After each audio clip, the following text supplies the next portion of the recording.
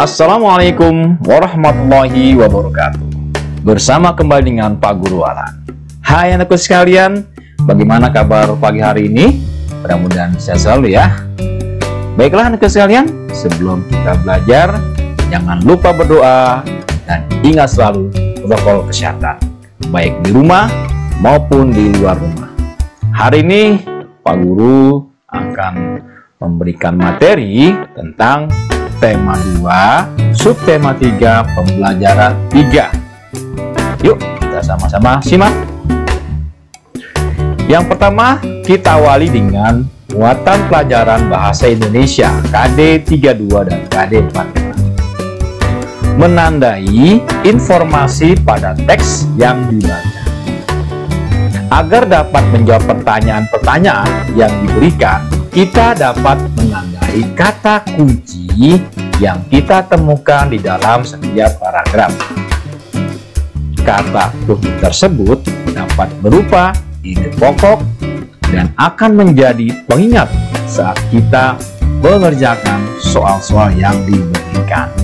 Ya, jadi anakku sekalian, agar kita bisa menjawab semua pertanyaan-pertanyaan ada di soal atau ada di teks, kita apa nih? Kita harus menandai kata-kata kunci yang kita temukan di dalam setiap paragraf. Apalagi sekarang sedang melaksanakan asesmen nasional berbasis kompetensi.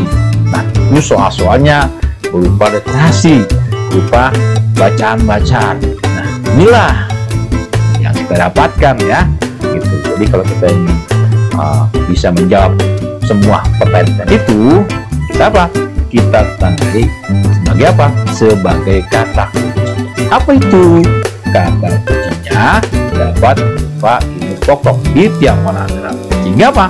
Sehingga akan menjadi pengingat dan mudah mengerjakan soal-soal yang diberikan. Wah, keren sekali ya. Baik, kita teruskan.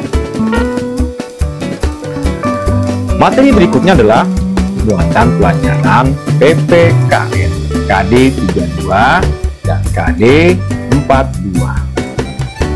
Tanggung jawab terhadap masalah sampah. Memang ini masalah sampah benar-benar ribet ya. Ada yang bilang, bukan tanggung jawab saya, itu tanggung jawab pemerintah, bukan tanggung jawab saya, itu tanggung jawab kakak saya, dan seterusnya. Padahal tanggung jawab itu adalah keadaan wajib menanggung sesuatu. Jadi apabila kita ada di rumah, tidak ada sampah, ya kita yang buang. Kenapa? Kita sudah menjadi bagian dari anggota keluarga tersebut. Begitu pun di sekolah, di kelas, ya. Karena kita sebagai anggota kelas tentunya apa? Menjadi tanggung jawab dan wajib menanggung sesuatu itu, ya.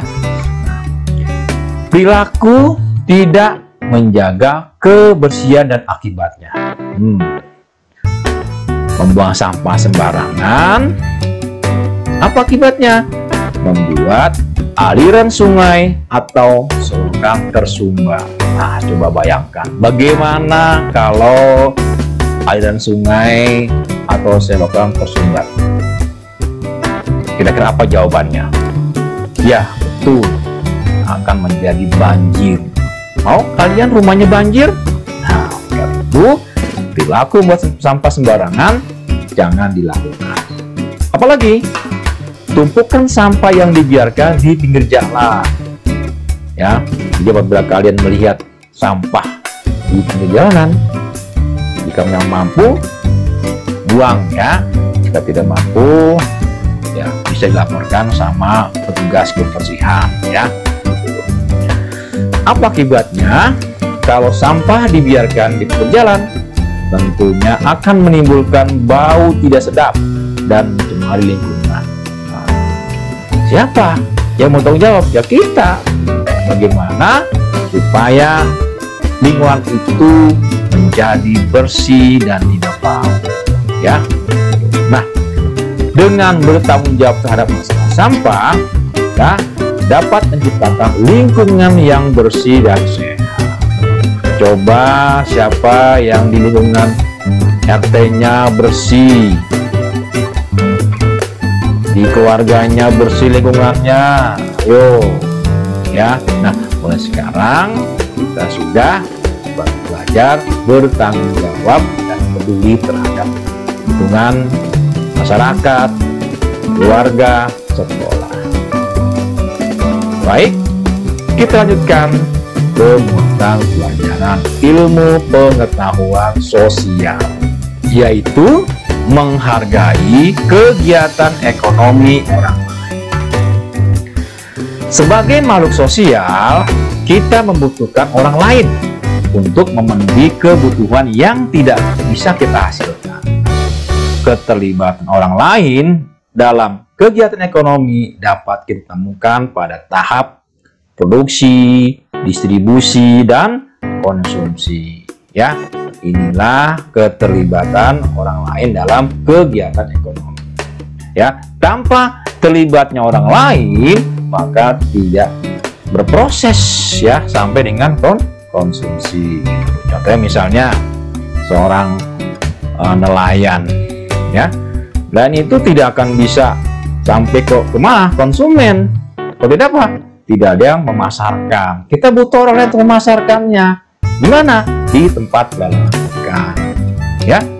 Nah, dari tempat yang itu lalu ada konsumen. Coba kalau misalnya kita hanya jadi nelayan, ya, tidak ada orang yang memasarkan, kita nggak bisa dapat uang, ya.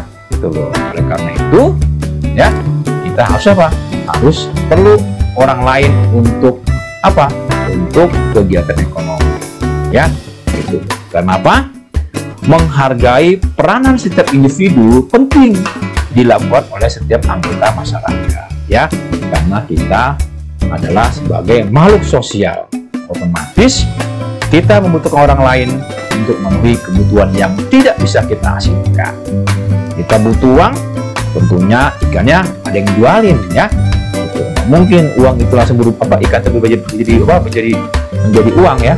Tidak, kalau tidak ada yang memasarkannya. Itulah peran orang lain di dalam kehidupan ekonomi, ya. Baiklah, itu saja dari Tuhan. Sekian.